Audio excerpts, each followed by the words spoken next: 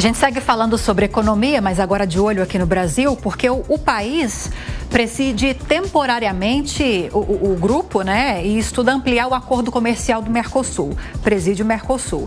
O Ministério do Desenvolvimento, Indústria, Comércio e Serviços está fazendo um levantamento como empresários e sociedade civil sobre um eventual acordo comercial do bloco do Mercosul com os Emirados Árabes Unidos e também com a Índia.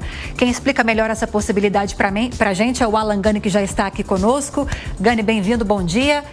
E o que pode virar de tudo isso, hein? Bom dia, Lívia. Bom dia a toda a nossa audiência. A Índia interessa, claro, ao Mercosul, porque a gente está falando de um mercado consumidor gigantesco. A Índia é um país muito populoso e que está crescendo. Então, significa que a população está saindo, ou parte da população está saindo da pobreza. E aí o Brasil teria acesso, junto com os demais integrantes do Mercosul, a este mercado. Por outro lado, poderia ter alguma vantagem comercial na importação de componentes de tecnologia, que a Índia é bastante forte, componentes têxteis, entre outras indústrias aí. Emirados Árabes também não é uma população tão grande quanto a Índia, mas tem uma elite que é muito rica e aí os países membros do Mercosul poderiam exportar os seus produtos para essa elite. Por outro lado, poderia ter alguma vantagem na importação de componentes derivados do petróleo, como gasolina, diesel e o próprio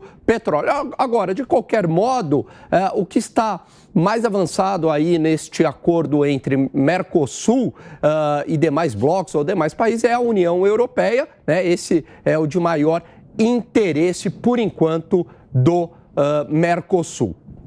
Agora, já que a gente estava falando antes de você entrar com um especialista a respeito desse primeiro turno das eleições na Argentina, embora o resultado das eleições tenha apontado para uma direção não muito assertiva ao que diziam as pesquisas eleitorais, que apostavam na vitória, pelo menos no primeiro turno, de Javier Milei, alguns diziam inclusive que havia a possibilidade de ele vencer em primeiro turno, ele é um dos que criticam a participação da Argentina efetiva no Mercosul.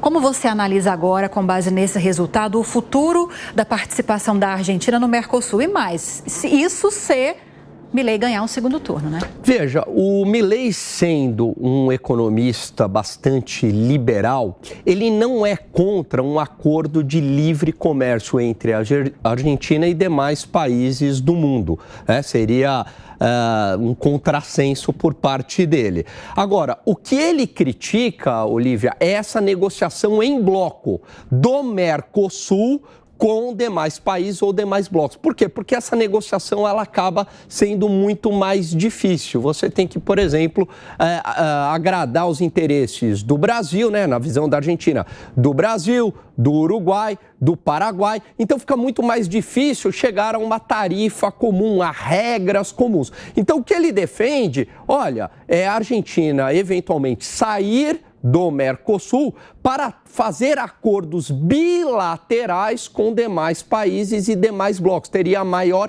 liberdade, seria mais flexível, mas ele não defende o fim do livre comércio. Muito pelo contrário, ele endossa, né, um mundo mais globalizado.